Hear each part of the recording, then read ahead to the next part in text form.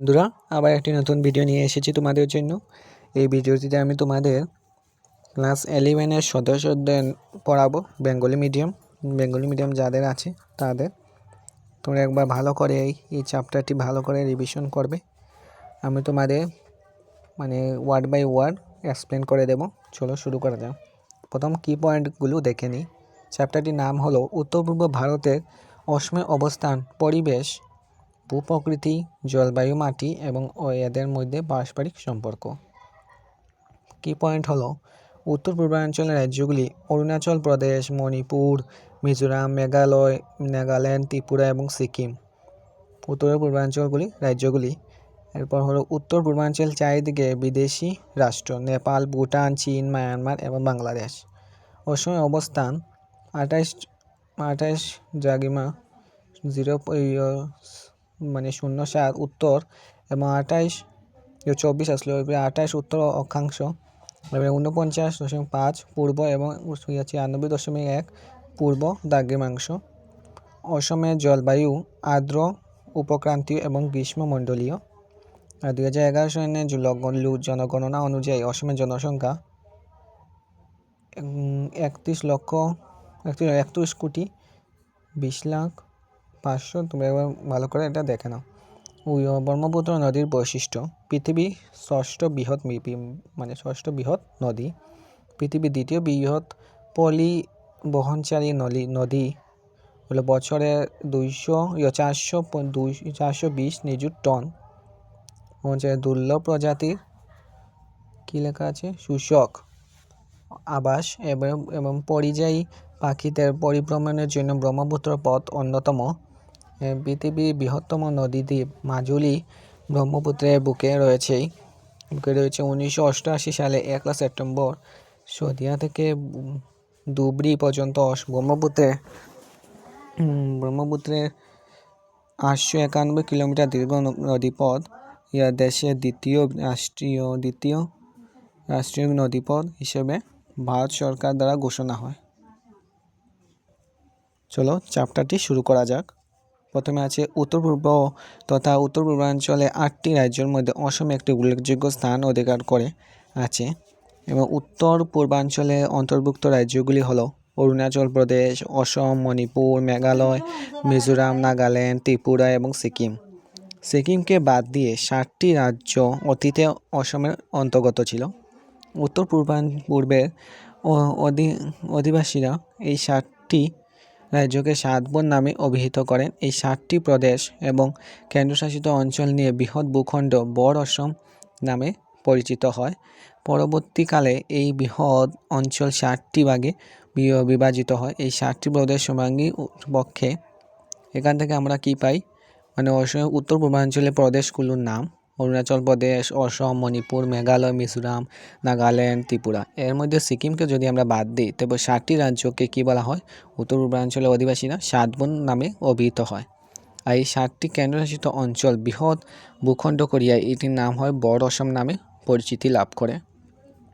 এখন হলো এই 7টি প্রদেশের সর্বাঙ্গীন উন্নতির লক্ষ্যে উত্তর পূর্ব পরিষদ নর্থ ইস্টার্ন কাউন্সিল গঠন করা হয়। উন্নতির জন্য নর্থ ইস্টার্ন কাউন্সিল গঠন করা হয়েছিল। আর এই পরিষদ উত্তর পূর্বের রাজ্যগুলি অর্থনৈতিক উন্নতির জন্য অনেকগুলি ব্যবস্থা হাতে নেয়। এই পরিষদটা উত্তর পূর্ব রাজ্যগুলি অর্থনৈতিক উন্নয়নের জন্য অনেকগুলি ব্যবস্থা গ্রহণ করছে। আর পরবর্তীকালে সিকিম বা 7 বোনের রাজবনের অংশ ছিল না, তাকে উত্তর পূর্ব পরিষদে অন্তর্ভুক্ত করা হয়। সিকিমকেও উত্তর 7 বোনের অংশ ছিল না, কিন্তু এখন তাকে উত্তর পূর্ব নামে অন্তর্ভুক্ত করা হয়েছে। আর এখন হলো 1826 সালে ইংরেজ এবং ব্রহ্মদেশের মধ্যে ইয়ান্ডাবু নামক ঐতিহাসিক চুক্তি সম্পাদিত হবার আগে অসম তথা 7 বোনের রাজ্যগুলি আহোম রাজ্য, ত্রিপুরা, মণিপুর নামক 3টি রাজনৈতিক ভূখণ্ডে বিভক্ত হয়। 1826 ইয়ান্ডাবু সন্ধি নামে একটা যুদ্ধ হয়েছিল ইংরেজ এবং ব্রহ্মদেশের মধ্যে। হবার পর অসম 7 বোনের রাজ্যগুলি আহোম রাজ্য, ত্রিপুরা, মণিপুর নামক এই 3টি রাজনৈতিক ভূখণ্ডে বিভক্ত হয়ে গিয়েছিল। আহোম রাজ্য অসম, ত্রিপুরা, মণিপুর। এখন হলো 1947 সালে ভারত স্বাধীন হবার পরই এই 3টি ভূখণ্ডের নাম হয় যথাক্রমে অসম প্রদেশ, ত্রিপুরা রাজ্য এবং মণিপুর রাজ্য।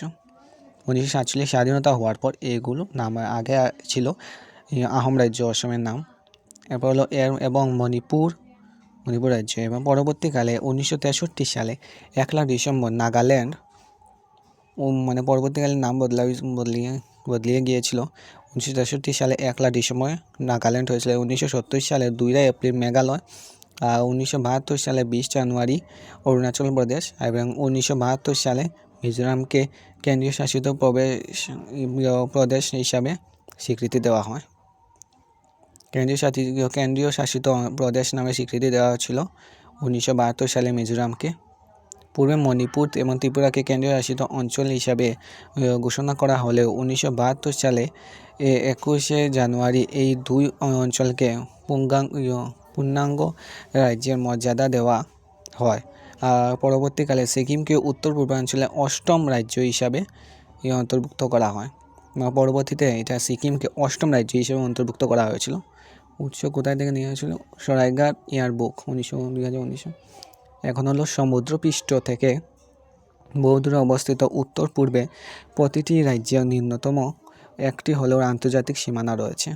সমুদ্রপৃষ্ঠ থেকে বহু দূরে অবস্থিত উত্তর পূর্বাঞ্চলের প্রতিটি রাজ্যে ন্যূনতম একটি হলো আন্তর্জাতিক সীমানা আছে। যেমন সমগ্র উত্তর পূর্বে মোট পরিসীমা হলো 99%, অর্থাৎ 5182 কিলোমিটার আন্তর্জাতিক সীমানার অন্তর্ভুক্ত। এরপরে পশ্চিমবঙ্গের উত্তর দিকে অবস্থিত 21 কিলোমিটার লম্বা এবং 40 কিলোমিটার প্রস্থের একটি সরু করিডোর ভারতের বাকি অংশের সঙ্গে উত্তর পূর্বে সংযোগ রক্ষাকারী একমাত্র ভারতীয় ভূখণ্ড। নেপাল, ভুটান, চীন, মায়ানমার, বাংলাদেশ এই 5টি দেশের আন্তর্জাতিক সীমানা উত্তর পূর্ব দিকে ঘিরে থাকার জন্য সামরিক দিক থেকে এই অঞ্চলগুলি অতিশয় স্পর্শকাতর।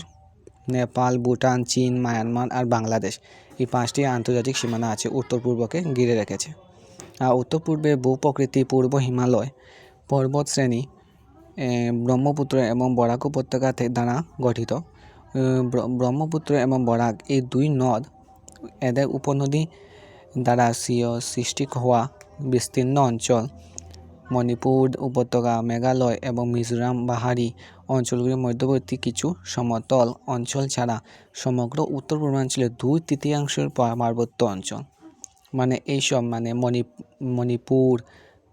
মণিপুর উপত্যকা, মেঘালয়, মিজোরাম পাহাড়ি অঞ্চল মানে মধ্যবর্তী সমতল ছাড়া সমগ্র উত্তর পূর্বাঞ্চল 1/3 মানে 1/3 পার্বত্য অঞ্চল। আর সমুদ্রপৃষ্ঠ থেকে কয়েক মিটার উচ্চতার অঞ্চল থেকে 7000 মিটার পর্যন্ত উচ্চতায় কিছু অঞ্চল উত্তর পূর্বাঞ্চলে রয়েছে।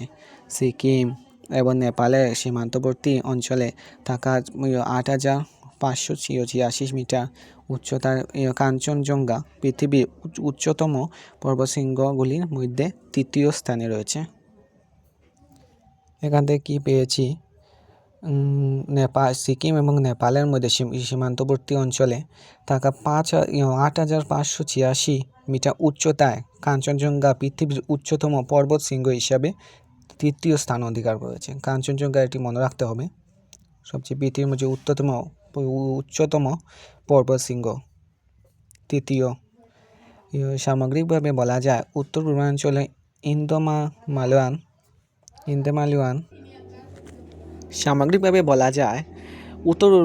ইন্দো-মালয়ান এবং ইন্দোচীন এবং ইন্ডিয়ান এই 3টি জৈব ভৌগোলিক জিওগ্রাফিক রিজনস অসমের সঙ্গমস্থলে অবস্থিত। অঞ্চলটি প্রধানত আর্দ্র উপক্রান্তীয় জলবায়ু অঞ্চলের অন্তর্গত। সমগ্র উত্তর পূর্বাঞ্চল বিশেষত অসমের জলবায়ু এবং ভূপ্রাকৃতিক নিম্নোক্ত কারকগুলি দ্বারা বিশেষভাবে প্রভাবিত। এই কারকগুলি হলো, দেখো অসম তথা উত্তর পূর্বাঞ্চলের ভৌগোলিক অবস্থান এবং অবয়বসমূহ মানে সুউচ্চ হিমালয় পর্বতমালার অবস্থিত। মহাবাহু ব্রহ্মপুত্রের সুবিশাল জলাধার এবং প্রবাহ অসম ভৌগোলিক অবস্থান এবং ভূপ্রাকৃতিক বৈশিষ্ট্যসমূহ অসমের প্রাকৃতিক এবং অর্থনৈতিক, রাজনৈতিক পরিবেশিক বিশেষভাবে প্রভাবিত করেছে। পৃথিবীর 24.07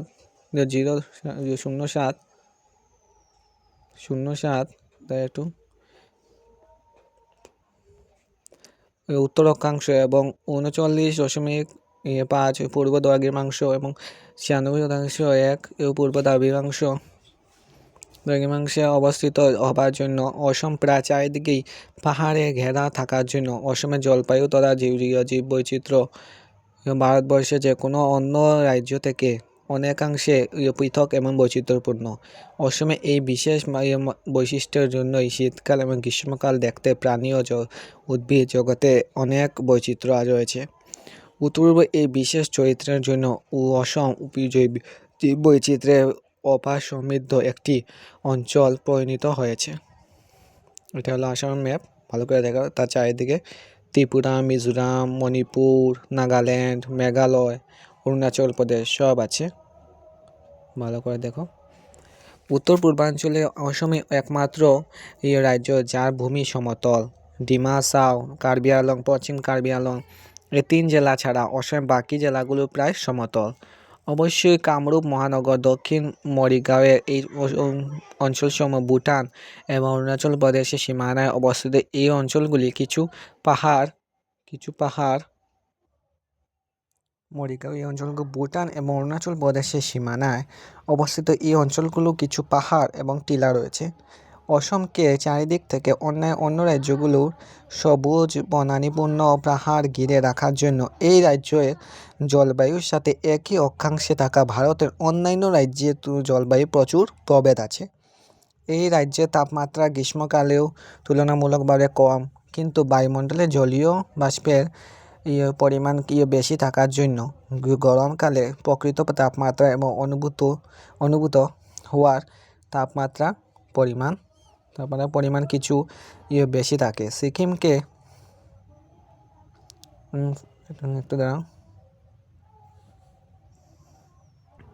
তাপমাত্রা বেশি থাকে এবং সিকিমকে বাদ দিয়ে উত্তর পূর্বে বাকি রাজ্যগুলি যে প্রবল বৃষ্টিপাত হয়, সেই জল ব্রহ্মপুত্র, বরাক এবং এদের উপনদী দ্বারা বাহিত হয়।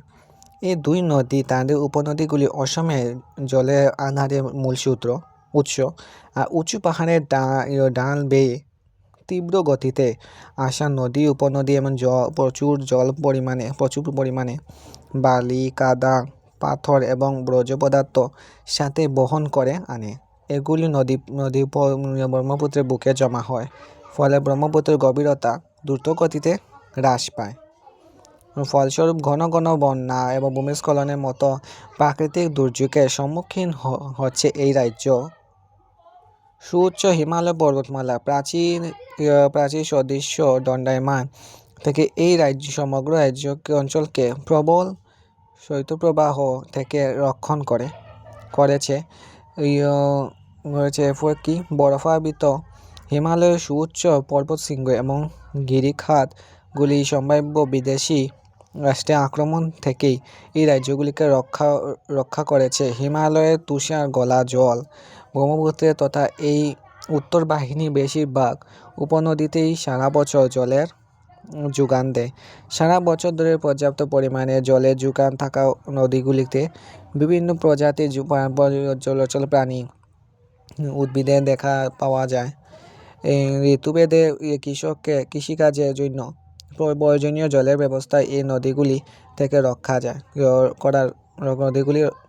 করা যায়।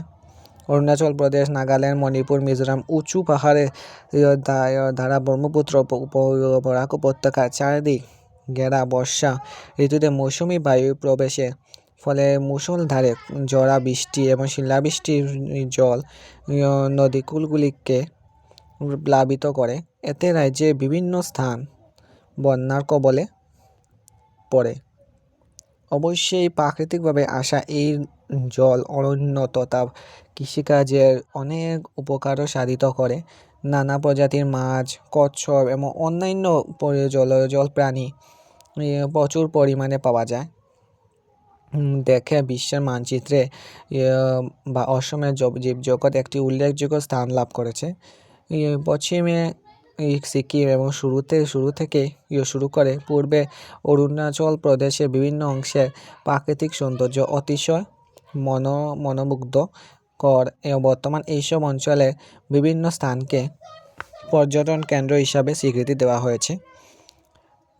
সুগম যাতায়াত ব্যবস্থা পর্যাপ্ত এবং আরামদায়ক থাকা খাওয়া সুবিধা করতে পারলে আরও বহু অঞ্চল আকর্ষণীয় পর্যটন কেন্দ্র হিসেবে গড়ে উঠতে পারে।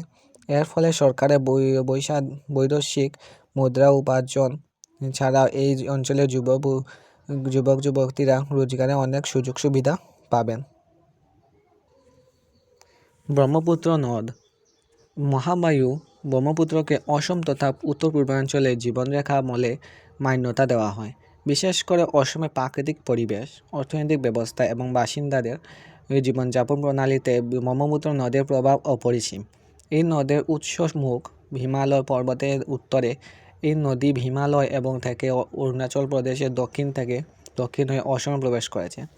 ব্রহ্মপুত্রের উৎসমুখ বৃহত্তর হিমালয়ের এবং এই নদ তার উৎসমুখ থেকেও অধিক উচ্চতা থেকে পতিত হয়ে অসমে প্রবেশ করেছে। এই নদ পৃথিবীর ষষ্ঠ বৃহত্তম নদ। পৃথিবীর মোট অববাহিকা অঞ্চল 5,80,000 বর্গ কিলোমিটার পর্যন্ত বিস্তৃত। ব্রহ্মপুত্র অববাহিকা মোট আয়তন 50.5% চীন দেশে এবং 34.6% ভারতবর্ষে, 8.1% বাংলাদেশে এবং 7.8% ভুটানে অবস্থিত।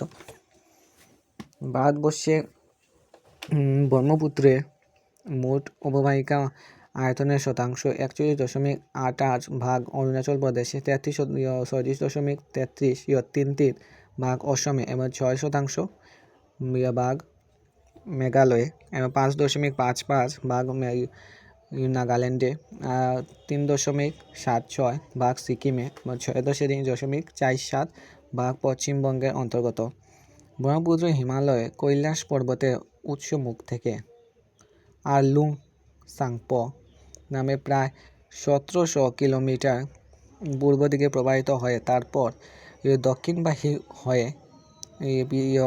অরুণাচল প্রদেশে প্রবেশ করে। অরুণাচল প্রদেশে এই নদী সিয়াং নাম ধারণ করে প্রায় 278 কিলোমিটার গিরিপথ অতিক্রম করে পাসিঘাটের নিকট সমতল ভূমিতে দিহিং নামে প্রবাহিত হয়। এরপর আরও 52 কিলোমিটার পথ নিম্নে প্রবাহিত হয়ে দিহিং নদী এবং ডিবং এবং লোহিত নদীর সাথে মিলিত হয়। এই সঙ্গমস্থলের নাম পরশুরাম কুণ্ড থেকে পশ্চিম দিকে প্রবাহিত হওয়া এই সুবিশাল জলাধারের নামে ব্রহ্মপুত্র নদ। প্রতি বছর এই নদ 402 নিযুত টন পলি বর্জ্য বহন করে পৃথিবীর দ্বিতীয় বৃহত্তম পলি বহনকারী নদে পরিণত হয়েছে। সমতল অঞ্চলে প্রচুর পরিমাণে কাদামা বহন করে প্রবাহিত হওয়ার জন্য বিভিন্ন স্থানে এই নদ নানা শাখা প্রশাখা বিভক্ত হয়ে আবার পুনর্মিলিত হয়েছে। এই ধরনের নদীকে গোবিন্দ নদী বলা হয়, মানে ব্রাইডাল রিভার বলা হয়। এই বিশেষ ধরনের গতির জন্য ব্রহ্মপুত্রের বুকে প্রায় 600টি নদী দ্বীপের সৃষ্টি হয়েছে। এর ফলে কোনো স্থানে নদীটির প্রস্থ 7 কিলোমিটার থেকে বেশি। এই ধরনের আরও নানা বিশেষত্বের জন্য ব্রহ্মপুত্র পৃথিবীর মানচিত্রে একটি বিশেষ নদী হিসাবে পরিচিত হয়েছে। ব্রহ্মপুত্রের বুকে রয়েছে পৃথিবীর সর্ববৃহৎ নদীদ্বীপ মাজুলী, 645 বর্গ কিলোমিটার এলাকা জুড়ে থাকা মাজুলী 155টি ঘন জনবসতির গ্রাম রয়েছে। এই নদীদ্বীপ জীব বৈচিত্র্যের একটি সমৃদ্ধশালী অঞ্চল। মাজুলী সক্রিয় সংস্কৃতি প্রাণকেন্দ্র।